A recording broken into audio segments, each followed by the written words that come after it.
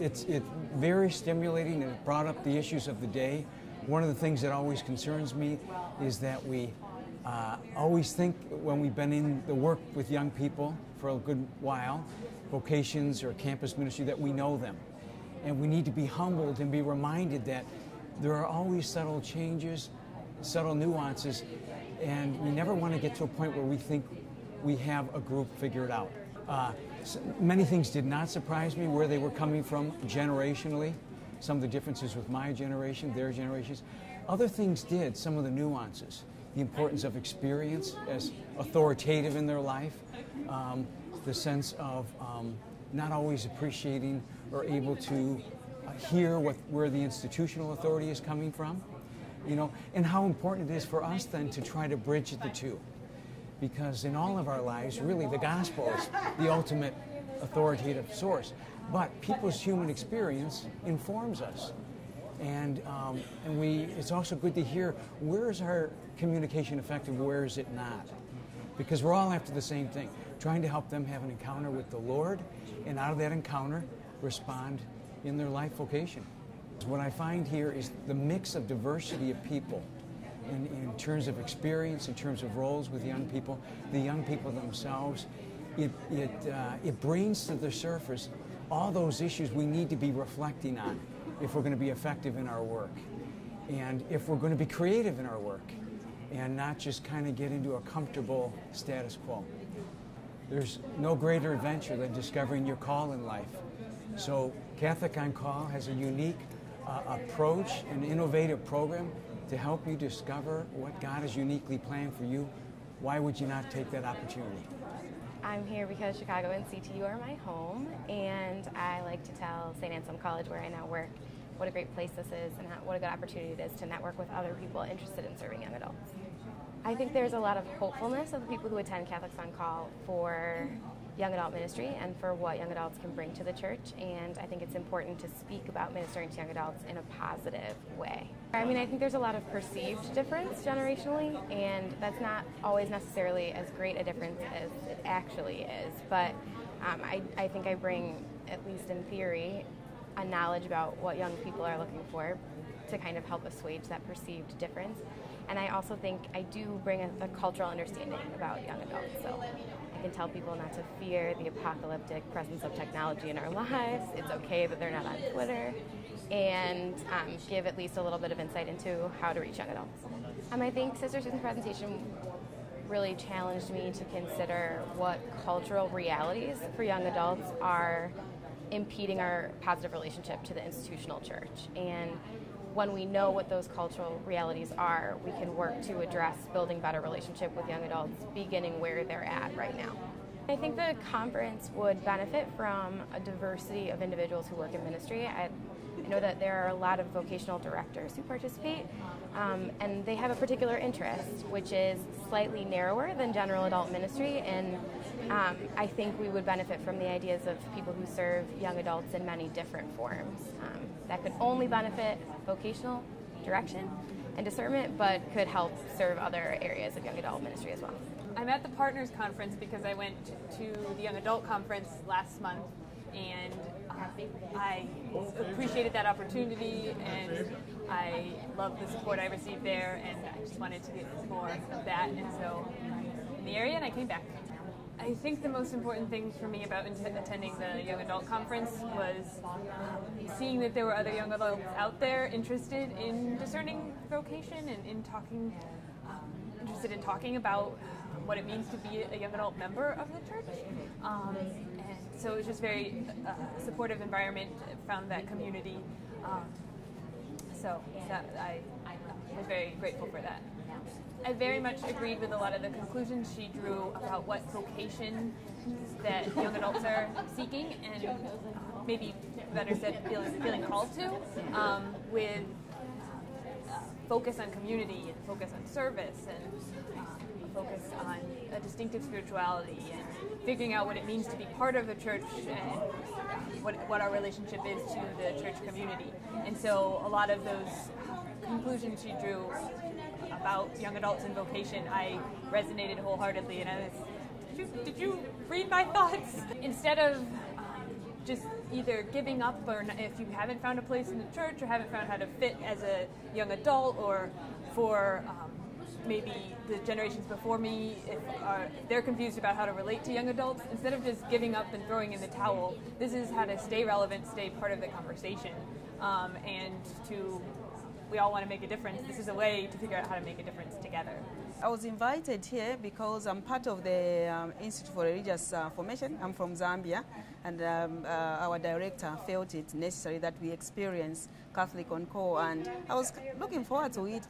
I was excited by the title itself, Catholics on Call, because we don't have Catholics on Call in Zambia in that way. A lot I heard, especially, I'm hearing it in the context of difference from what, my home country would be. Here, we are working towards encouraging the young people to participate, to be relevant to, to the church, while for us at home, well, at least in Zambia, the children, the young people are so excited about church, and I think most of the activities they take part in, we can say that, in fact, they drive the church. The young people, they drive the church. The music is attractive.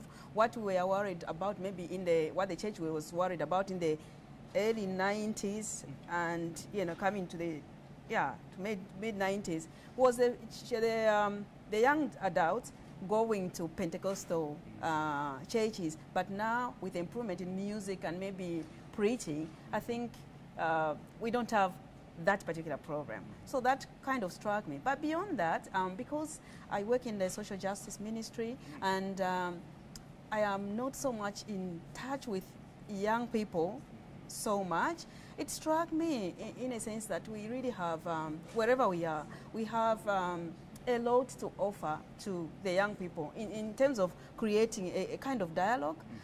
But also what struck me, to be honest, is this idea of saying that what the young people want. I was struck. So where do we come in? Where does the church come in that sphere? Is it calling the young adults to measure up to what the essentials of the church are, or to in fact play along with them? That is the kind of question that I remained with. But in a way, through the discussions, that has been captured. Really, it's both parties coming to this conversation. This is one of the forums that offer conversation. We are talking about what young people want. We're also talking about what the church demands. So how do we come to that? And such a forum provides that opportunity for that conversation. There's a lot of numbers, a lot of data, a lot of things happening in our church that I wasn't necessarily fully aware of. So there's a lot to take in and a lot to process. So taking a lot of notes on the iPad, definitely have to go through that and really just weed through what all of that means to me in my areas of ministry and what I actually have control over and can take action with. A little overwhelming. All this information, just every time I come back, just confirms for me the valuable work that needs to be done with young adults in bringing them closer to Christ, closer to the church, closer to a sense of vocation in the broad sense. In terms of shock value, what really stood out for me was just that that the world is changing more quicker than I think we had anticipated. The new developments and who's coming into vocations, who are not going into vocations, who's connecting to church, who's not connecting to church. A lot of those realities are changing a lot quicker than I think we've had in the past and in previous years. So it's, I think probably what's most shocking is that things are moving along at a faster pace than ever before. The numbers are just still jumbled in my head. I really have to sit down and pay attention to this. There seems to be a big difference between what's happening and what people are being prepared for. So I seem to think that there's some things that are disjointed, and starting to recognize what that disjointedness is, and then seeing how we can work within that. So I think that paying attention to some of that is part of my next steps. We've heard a lot of the nice thing is we heard these statistics together. We heard these statistics not just with people who do the same jobs we do, but people across a wide spectrum. And hearing those statistics in the same room at the same time, I think what's most valuable is that you can turn around to the person next to you maybe over during the break or whatever, and start making plans for what we're going to do about it, not just hearing about it. So the most exciting thing about being here is knowing that the people that are sitting right next to me, who I normally don't work with, are the people that I might actually be working with for quite a bit on really making this stuff, really addressing these issues and bringing the church closer to answering some of the problems, some of the concerns, and celebrating some of the joys that we've heard. What's next is trying to implement some of the ideas that were just teased about in our small groups or in the hallways or whispers, as we were listening to information.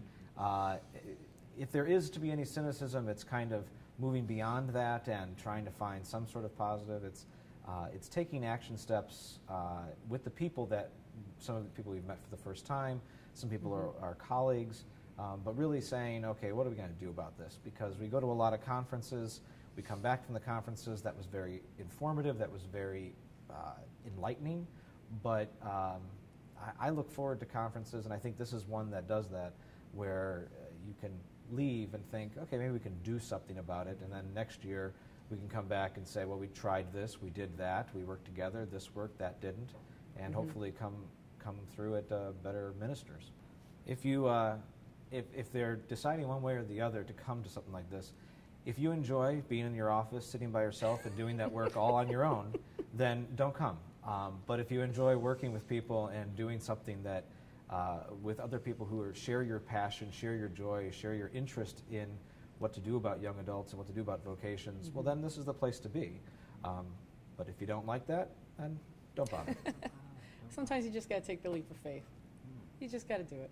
There's just so much hope that's out there, even through all the statistics and the things that are disjointed. The fact that we're getting together, the fact that Catholics on Call exists, gives hope. Gives hope to people my age, gives hope to people who are younger than me, that change can happen, that we can be a part of that change, and we can really make a difference in this world. So there's a lot of hope going on. There's a lot that we can do through and with and in conjunction with Catholics on Call.